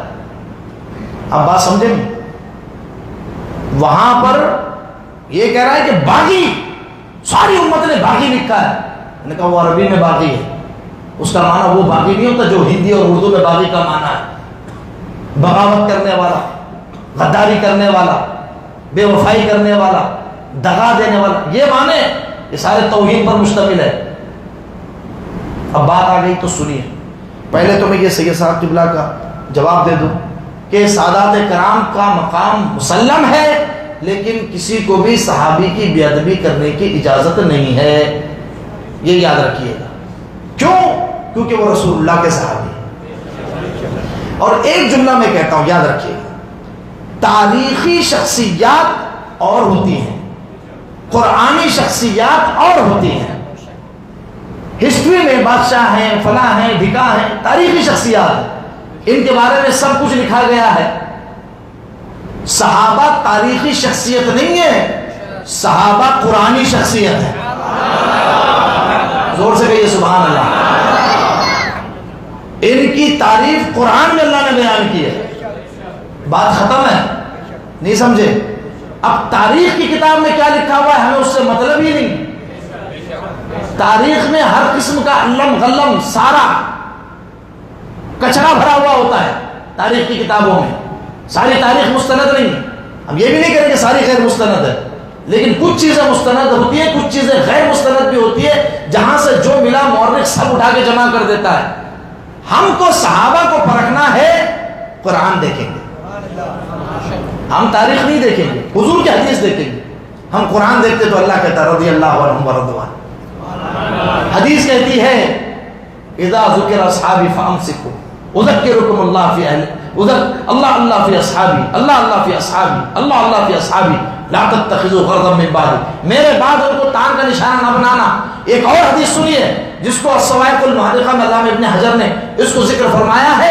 آپ فرماتے ہیں کہ میرے آقا نے ارشاد فرمایا کہ ستکون من اصحابی زلۃ قد غفرها اللہ، کہ میرے صحابہ سے آنے والے زمانے میں کچھ غلطیاں ہوں گی، زلتیں ہوں گی، لغزشیں ہوں گی، تقاضا بشری کے اعتبار سے اللہ نے ان سب چیزوں کو پہلے ہی معاف کر دیا۔ نہیں سمجھے؟ یہ حضور نے حدیث میں فرما دیا، پہلے ہی فرما دیا کہ اللہ نے ان کو پہلے معاف کر دیا۔ جو پہلے سے بخشے بخشا ہے، جو پہلے سے بخشے بخشا ہے، ان کی بات الگ ہے، تو اب ان کی شان میں بے ادبی نہیں کریں۔ ہاں یہ ہے کہ اگر کوئی بے ادبی کرے تو کافر نہیں ہوگا، لیکن یہ رافضیوں کا عمل ہے، اور آدمی صحابہ کی بے ادبی گستاخی کر کے گمراہ ہوتا ہے، اور گمراہی بھی جو ہے وہ کوئی عزت کا مقام نہیں ہے، بہت سخت مقام ہے۔ اب دوسرا جو سوال کا حصہ ہے وہ یہ ہے کہ سادات کرام کا ایمان ہی پر خاتمہ ہوگا، سادات کرام کو عذاب نہیں ہوگا، جہنم میں نہیں جائیں گے۔ تو اس سلسلے میں امام اہل سنت اعلیٰ حضرت رضی اللہ تعالیٰ عنہ نے اراعۃ الادب لفاضل النسب پورا ایک رسالہ لکھا ہے، اس میں پوری تفصیل کے ساتھ ذکر فرمایا ہے کہ جو علم الہی میں سادات ہیں، جو علم الہی میں، جو اللہ کے یہاں، جو اللہ کے یہاں سادات ہیں، یعنی لوح محفوظ پر جن کا نسب نامہ ہے، وہ بغیر ایمان کی دنیا سے نہیں جائیں گے، کیونکہ اللہ تبارک و تعالیٰ کے رسول نے فرمایا ہے فاطمہ رضی اللہ تعالیٰ عنہ سے، سیدہ کائنات سے، کہ ان اللہ غیر معذبیک وولدک، کہ اللہ تجھے بھی عذاب نہیں دے گا، تیری آل کو بھی عذاب نہیں دے گا۔ یہ تو ہے، لیکن علم الہی میں کون سید ہے یہ کون جانتا ہے؟ یہ بہت نازک مسئلہ ہے۔ اب اس کے لیے ہم جاتے ہیں بزرگ کی بارگاہ، اور وہ بزرگ ہمارے میر عبد الواحد بلگرامی رحمۃ اللہ تعالیٰ، بولیے سبحان اللہ۔ سبع سنابل شریف میں انہوں نے رہنمائی کی ہے، فرمایا فقیر خود حسینی ہے، سید ہے، خود حسینی ہے، سید ہے۔ فرماتے ہیں اے برادر، تیری خیریت خاتمہ کو کسی نے غصب نہ کیا ہے، نہ اس پر زبردستی کسی کا قبضہ ہے۔ یہ پوری تفصیل ذکر فرمائی ہے، میں آپ کو خلاصہ اس کا پیش کرتا ہوں۔ فرمایا کہ صحابہ حضرت ابوبکر صدیق، حضرت عمر فاروق یہ یقینی جنتی تھے، اس کے باوجود خاتمے کی فکر کرتے تھے۔ مولا کائنات علی مرتضی شیر خدا، ائمہ اہل بیت سارے کے سارے اللہ سے کانپتے تھے، خوف سے کہ اس کی خفیہ تدبیر کیا ہے، اللہ ہی جانے۔ لہذا میں اس کا خلاصہ عرض کر دیا، وقت کم ہے ہمارے پاس میں۔ تو خلاصہ کلام یہ فرمایا، انہوں نے بہت ساری مثالیں دے کر کے سمجھائی.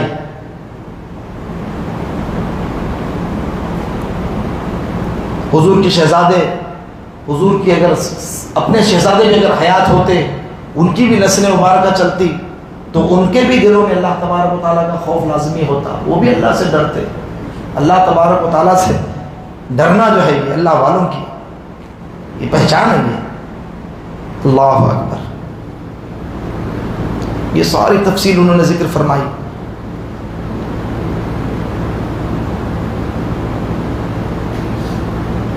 کہا کہ حضرت نوح علیہ السلام کا بیٹا، اس کا انجام کیا ہوا؟ تو نبی کا بیٹا، اس کا انجام ایسا ہوا، ڈرتے رہنا چاہیے. یہ میں خلاصہ عرض کر رہا ہوں، یہ پوری تفصیل ہے، کم سے کم 20-25 صفحات، صفحہ 80 سے لے کر کے آپ اس کو پڑھیں گے سب سنابل شریف کو، تو وہ پوری تفصیل آپ نے اس کو ذکر کی ہے کہ اللہ سے ڈرتے رہنا چاہیے اور اترانا نہیں چاہیے، تکبر نہیں کرنی چاہیے، کہا کہ یہ سارے اہل بیت ہیں. اللہ اکبر. میں تھوڑا سا پڑھتا ہوں اس کو 2-3-4 لائن، تو اس سے آپ کو اندازہ ہوگا کہ ہمارے جو بزرگ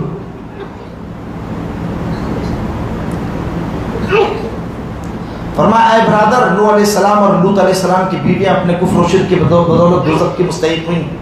نبی صلی اللہ تعالی علیہ وسلم کے فضل اور شرف اور کمال کا تقاضا یہی ہے کہ آپ کے ازواج کے کھلے فاحشے پر عذاب کی تحدید فرمائی جائے. تو اللہ نے قرآن میں اس کے بارے میں فرمایا، یا نساء النبی من یأتی منکن بفاحشۃ مبینۃ یضاعف لها العذاب ضعفین، کئی گنا عذاب تمہیں دیا جائے گا. نبی کی بیویوں ڈرایا گیا، نبی کی بیویوں دیکھیے من یأتی منکن، اللہ اکبر. اب یہ فضول گوئی ہے، کچھ بھی باتیں کرتے ہیں بڑی بڑی، تو کہا کہ نہیں، حسن خاتمہ سوء خاتمہ یہ اللہ تبارک و تعالیٰ کے علم ہے. تو جو سادات مشہور ہیں ہم ان سب کا احترام کریں گے، کیونکہ یہ ہماری ذمہ داری ہے. جن کی شہرت ہے اور جو اپنے آپ کو سادات کہتے ہیں ہم ان کا احترام کریں گے، لیکن جو سادات ہیں ان کی ذمہ داری یہ ہے کہ وہ اللہ سے ڈرتے رہے. ٹھیک ہے، کیونکہ علم الہی میں کون سید ہے اللہ کو معلوم ہے. جی ہاں، کیونکہ بہت سارے ایسے لوگ ہیں جنہوں نے اپنے شجرے ملائے ہوئے بزرگوں سے، لیکن حقیقت میں سید نہیں ہے. بہت سارے لوگ ہیں ایسے مجبور لوگ، شہرت کی چاہ میں، عزت کی چاہ میں، کہ یار ہر جگہ عزت کا مقام ملتا ہے، آئیے سید صاحب، بیٹھیے سید صاحب، آئیے سید صاحب. پورے شجرے. حضور سید صاحب اللہ نے بتایا کہ جب گھر والوں بچوں کے لیے رشتوں کے لیے نکلے شہزادگان کے لیے، تو کہا کہ ہم تو ان کو سادات سمجھ رہے تھے، کہا کہ پورے شجرے گڑے ہوئے اور ہم نے سب کی چوریاں پکڑی ہوئی. تو بہت سارے ایسے ہیں، تو ایسے ہیں، اور میں کہتا ہوں ایسے ہی زیادہ اتراتے ہیں، ایسے ہی زیادہ اتراتے ہیں، کیونکہ جو رسول اللہ کی صحیح اولاد ہوگی وہ رسول اللہ کے صحابہ کا احترام ہی احترام کرے گا. اور اگر کوئی شامت اعمال سے صحیح النسب بھی اگر بے ادبی کرے تو ہم دعا کرتے ہیں اللہ انہیں ہدایت عطا فرمائے. عزیزان محترم، رفیقان گرامی، اب یہ بات آ گئی ہے تو شان اہل بیت کا سلسلہ انشاءاللہ کل جاری رہے گا. میں 2-3 اہم نقطوں کی طرف آپ کی توجہ مبذول کرانا چاہتا ہوں، بس 10-15 منٹ لگیں گے. اور وہ یہ ہے کہ حضرت مولا کائنات رضی اللہ تعالیٰ عنہ کے زمانے میں، دور خلافت میں، جو 2 جنگیں بڑی مشہور اور معروف ہیں، ان کا خلاصہ مجھے بیان کرنا. اگر آپ کہیں تو میں آج اختصار سے بیان کروں یا پھر کل بیان کروں، یہ آپ کے اوپر. 12 بج گیا ہے، کیونکہ ہم سوشل میڈیا پہ دیکھتے ہیں کہ رافضی شیعہ لگے ہوئے سارے انہی 2 جنگوں کو لے کر کے تان تشریح کرنے میں. حضرت عائشہ صدیقہ رضی اللہ تعالیٰ عنہ پر تان کرتے ہیں، اسی کو لے کر کے معاذ اللہ ہماری ماں ام المومنین کو جہنمی کہتے ہیں. معاذ اللہ، ہاں جی یہ کہتے ہیں، باضابطہ ان کا نعرہ ہوتا ہے، سلوگن، معاذ اللہ رب العالمین. ان کے اوپر الزام لگاتے ہیں.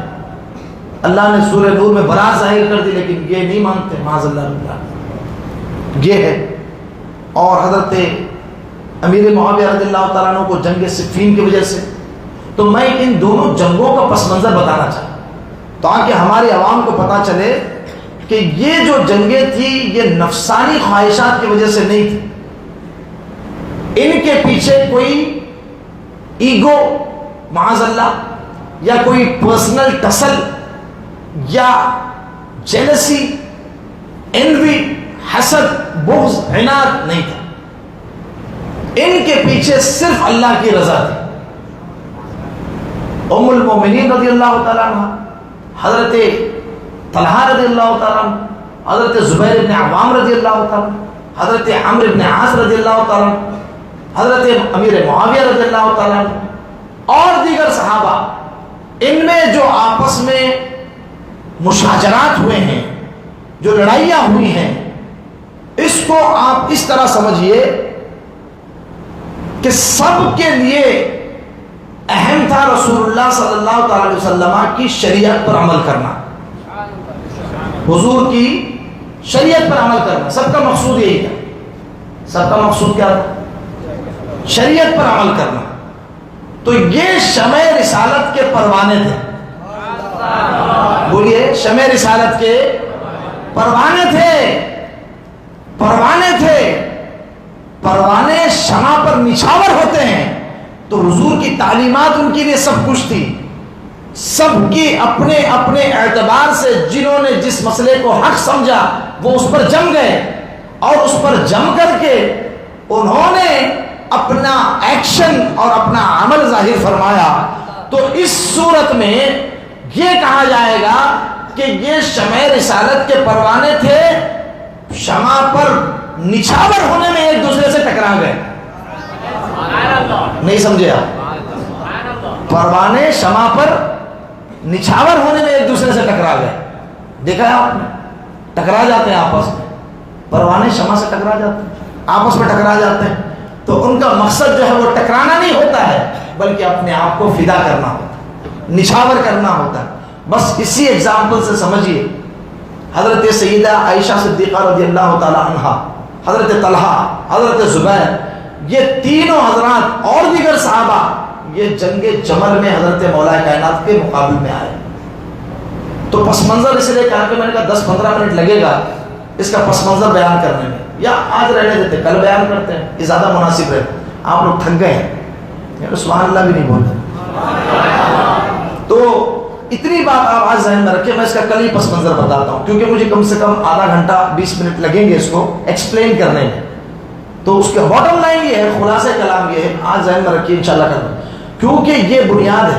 اور جنگ صفین میں حضرت عمرو بن عاص رضی اللہ تعالیٰ عنہ، حضرت امیر معاویہ رضی اللہ تعالیٰ عنہ اور دیگر صحابہ کرام وہ اس وقت حضرت مولا کائنات کے سامنے ہیں. یہ اہل سنت و جماعت کا کلیئر کٹ موقف ہے، ہمارے اعلیٰ حضرت اور بزرگان دین کا، کہ جہاں پر بھی اس طرح کی کیفیت اور صورتحال پیدا ہوئی ہر جگہ مولا علی حق پر تھے. بولیے سبحان اللہ. لیکن ان کے مقابلے میں جو تھے وہ بھی مجتہد تھے. کیا تھے؟ مجتہد تھے. مجتہد وہ جو اجتہاد کرے. ٹھیک ہے، ان مجتہدین کا صدقہ امام اعظم کو ملا تو وہ مجتہد بنے. تو وہ مجتہد تھی. ام المومنین خود سب سے بڑی عالمہ فاضلہ تھی رسول اللہ صلی اللہ علیہ وسلم کی ازواج مطہرات میں. آدھا دین ان سے آیا ہے. آدھا دین جو ہے وہ خواتین کے مسائل، نصف دین سیدہ عائشہ صدیقہ نے بیان فرمایا، وہ بھی عالمہ مجتہدہ. تو مجتہد اپنے علم کے اعتبار سے اجتہاد کرتا ہے. اب اگر وہ اجتہاد میں درست ہوتا ہے تو اس کو ڈبل نیکی ملتی ہے، بعض روایتوں میں 10 نیکی ملتی ہے. اور مجتہد کوشش کرے اپنے علم کے مطابق اجتہاد کر کے مسئلہ بتائے، عمل کرے، اور اس میں غلطی ہو جائے تب بھی اس کو ایک ثواب ملتا ہے. خطا پر بھی ہو تو ایک ثواب. ٹھیک ہے، تو یہاں پر اس کو خطا کو خطا اجتہادی کہتے ہیں. خطا اجتہادی. تو صحابہ ام المومنین ان سے جو خطا ہوئی ہے خطا اجتہادی. بات سمجھ آئی؟ اور حق مولا علی رضی اللہ تعالیٰ عنہ کے ساتھ تھا. اور ان کی جو کیفیت تھی تھوڑا سا مجھے ایکسپلین کرنے میں ٹائم لگے گا. اور مولا علی رضی اللہ تعالیٰ عنہ روتے تھے، مطلب ہے کہ یہ مسلمانوں کی حالت دیکھ کر کے، کیونکہ جس نے پروان چڑھایا ہو نا کسی چیز کو، اس کی اگر ویرانی کا کوئی سامان بنتا ہے یا نقصان کا، تو سب سے زیادہ تکلیف ان کو ہوتی ہے۔ ارے ان کو پوچھئے ان کے دل سے، جب مسلمان آپس میں لڑ رہے تھے، بدر میں انہوں نے کتنی قربانیاں دی، احد میں 16 زخم لگے ہوئے تھے، جس میں مبارک پر چھلنی ہو گیا، رسول اللہ صلی اللہ علیہ وسلم پر حملہ کر دیا، سارے کفار و مشرکین نے کوئی نہیں تھا، مولا کائنات لڑتے ہوئے نظر آئے۔ حضرت طلحہ تھے، ان کا ایک ہاتھ بالکل چھل ہو گیا تھا، تلواروں کو رکھ لیا تھا ہاتھ پہ، مولا کائنات لڑ رہے تھے۔ چند ایک صحابہ تھے، اس میں حضرت شیر خدا، پورے جسم مبارک پر تیروں کے نشان اور زخموں کے نشان۔ احد میں، خندق میں، تمام غزوات میں انہوں نے ساری زندگی دین کے لیے قربانی دی تھی۔ اب اسی دین کا اگر شیرازہ منتشر ہو تو میں آپ کو بتاؤں گا، اللہ کی قسم آنکھوں سے اشک جاری ہو جائیں گے کہ جب لڑائی ہو رہی تھی تو امام حسن کو سینے سے لگا رکھا کہ یہ کیا ہو رہا ہے، یہ کیوں لڑ رہے ہیں آپ سے؟ تو مولا اتنے درد رکھنے والے تھے، لیکن جو سامنے تھے ان کو مسئلہ ویسے ہی سمجھ میں آیا۔ انہوں نے کہا کہ جب تک قصاص نہیں لینا ہے جانا نہیں ہے، کیونکہ وہ امیر المومنین تھے، رسول اللہ کے داماد تھے، ذو النورین تھے، ان کی شہادت ہوئی، مولا علی قصاص نہیں لینا، آپ سمجھ آئے؟ تو یہ اس کا بیک گراؤنڈ سمجھنا ضروری ہے، کیونکہ آدھی رافضیت کی بنیاد اس پہ ہے۔ انہی دو جنگوں کو لے کر کے وہ صحابہ کرام کو مطمون کرتے ہیں، زیادہ تر جنگ جمل اور جنگ صفین۔ تو میں نے سوچا کہ اس مرتبہ کے دروس میں اس پر کچھ روشنی ڈالی جائے۔ بات صحیح ہے، ٹھیک ہے، آپ لوگ سنیں گے، تشریف لائیں گے، ضرور تشریف لائیے گا، کیونکہ یہ سیکھنا ضروری ہے۔ ایسے عمر بار بار سوالات آتے پھر تو بعد میں، یار یہ اعتراض کر دیا اس نے، اور فلاں نے یہ اعتراض کر دیا۔ انشاءاللہ سارے اعتراضات کا جواب مل جائے گا، جڑ کٹ جائے گی انشاءاللہ۔ آپ کو بتائیں گے کہ یہ صحابہ کرام میں جو مشاجرات ہوئے ہیں، جو ان کے آپس میں کچھ لڑائیاں ہوئی ہیں، یہ نفس کی وجہ سے نہیں تھی، نفس ان کے اندر نہیں تھا، رسول اللہ نے ان کے دلوں کو آئینہ بنا دیا تھا۔ وہ دین کے لیے ہوا، جو ہوا دین کے لیے ہوا، اور اس پر ان کو تان کرنا تاریخی حوالوں کو لے کر کے، تاریخی کتابوں کو لے کر کے، یہ اہل سنت کا مذہب نہیں ہے۔ ایک جملہ یاد رکھیے گا، صحابہ تاریخی شخصیات نہیں ہے، صحابہ قرآنی شخصیات ہیں۔ تو ہم ان کے بارے میں بات قرآن اور حدیث سے کریں گے، کون مولوی کیا بولتا ہے، کس مجتہد نے کیا بکا ہے، ہمیں کسی کی کوئی پرواہ نہیں ہے۔ رضی اللہ عنہم ورضوا عنہ، ہمارے صحابہ، ہمارے رسول اللہ کے صحابہ ہمارے سروں کا تاج، رسول اللہ صلی اللہ علیہ وسلم کے آل پاک ہمارے بخشش کا سامان ہے۔ اسی لیے کسی نے کہا کہ صدیق حق سے عکس حسن جمال محمد است، صدیق عکس حسن جمال محمد است، فاروق ذل جاہ و جلال محمد است، عثمان ضیاء شمع کمال محمد است، حیدر بہار باغ خصال محمد است، اسلام ما اطاعت خلفائے راشدین، ایمان ما محبت آل محمد است۔ اس کا ترجمہ سنیے، صدیق کیا ہے؟ حضور کے حسن و جمال کا عکس ہے۔ فاروق کیا ہے؟ حضور کے جلال کا پرتو ہے۔ ارے جلال بھی تو ہے نا، جمال بھی ہے، جلال بھی ہے۔ تو فاروق کیا ہے؟ یہ ذل ہے، سایہ ہے، جاہ و جلال محمد، حضور کی جاہ و جلال، عظمت و شوکت، روب و دبدبے کا ذل اور پرتو فاروق اعظم ہے۔ حضور عثمان ذو النورین کیا ہے؟ کہا کہ حضور کے کمالات، حضور کی جو کمالات ہیں حضور کے، اس کے روشن چراغ ہیں، ضیاء شمع کمال محمد است۔ اور حیدر کیا ہے؟ مولا علی کیا ہے؟ بہار باغ خصال محمد است، کہ حضور کی عادات اور خصلتوں کا مجموعہ ہے مولا کائنات۔ اور فرمایا کہ ہمارا اسلام کیا ہے؟ ہم سنیوں کا فرمایا کہ اسلام ما اطاعت خلفائے راشدین، ہمارا اسلام یہ ہے کہ سارے خلفائے راشدین کی اطاعت و فرما برداری کرتے ہیں۔ اور ہمارا ایمان کیا ہے؟ ایمان ما محبت آل محمد است، ہماری محبت، ہمارا ایمان اہل بیت کی محبت ہے۔ حضرت شیخ سعد علیہ الرحمہ فرماتے ہیں کہ خدایا بحق بنی فاطمہ، بولیے ساتھ میں مل کر کے پڑھیے، خدایا بحق بنی فاطمہ، اے اللہ بنی فاطمہ، اولاد فاطمہ کا صدقہ، ان کا واسطہ اور وسیلہ، بحق بنی فاطمہ، کہ بر قول ایمان کنم خاتمہ، کہ کلمہ طیبہ پر ہمارا خاتمہ فرمانا، کلمہ طیبہ پڑھتے ہوئے، اور جس کے دل میں سچی محبت ہوتی ہے آل و اصحاب کی کلمہ پڑھتے ہوئے جاتا ہے، یہ محبتیں یوں ہی نہیں چھوڑیں گی انشاءاللہ، کلمہ نصیب ہوگا پڑھتے وقت، جی جان سے تڑپ کر محبت کیجیے آل پاک سے، اصحاب پاک سے، تو ایمان نصیب ہوگا، کلمہ نصیب ہوگا رخصتی کے وقت۔ فرمایا خدایا بحق بنی فاطمہ کہ بر قول ایما کنم خاتمہ، اگر دعوتم رد کنی ور قبول، پروردگار ہم نے تو دعا مانگی ہے، چاہے تو دعا قبول کر چاہے تو رد کر، منو دست و دامان آل رسول، ہم ہیں اور آل رسول کا دامن تھامے ہوئے ہیں۔ میرے امام نے فرمایا دو جہاں میں خادم آل رسول اللہ کر، دو جہاں میں خادم آل رسول اللہ کر، سارے رضویوں کا شجرہ ہے، ہاں تو آل رسول سے محبت ہمارا شجرہ، یہ امام نے فرمایا دو جہاں میں خادم آل رسول اللہ کر، حضرت آل رسول مقتدی کے واسطے۔ اللہ جل وعلا ہمیں اور آپ کو سب کو اہل سنت کے سچے مذہب پر استقامت عطا فرمائے۔ دیکھیے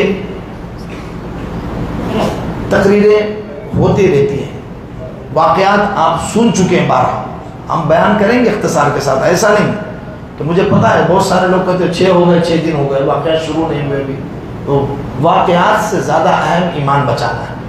واقعات ہم اختصار کے ساتھ بھی 2-3 گھنٹے میں انشاءاللہ بیان کر دیں گے، آخری 2 دن میں 2 دن 2 گھنٹہ انشاءاللہ، ٹھیک ہے، لیکن عقائد پر پہرے بٹھانا اس سے زیادہ اہم ہے، آپ اس چیز کو محسوس کریں، ورنہ میرے لیے بہت آسان ہے واقعہ بیان کرنا، بالکل چلتی ہے گاڑی رکتی نہیں ہے، بس چلنا ہے، لیکن دلائل عقائد کے نظریات کے پیش کرنا، یہ ذہن سازی کرنا، یہ زیادہ امپورٹنٹ چیز ہے، کیونکہ اس نوعیت کی دروس اور اس نوعیت کے جو ہے وہ ہمارے خطابات کم ہوتے ہیں۔ اللہ جل وعلا ہمیں اور آپ کو اس علم کو سیکھتے رہنے کی توفیق عطا فرمائے اور اہل سنت کے سچے مذہب پر استقامت عطا فرمائے۔ وآخر دعوانا الحمدللہ رب العالمین، استغفر اللہ ربی من کل ذنب واتوب الیہ۔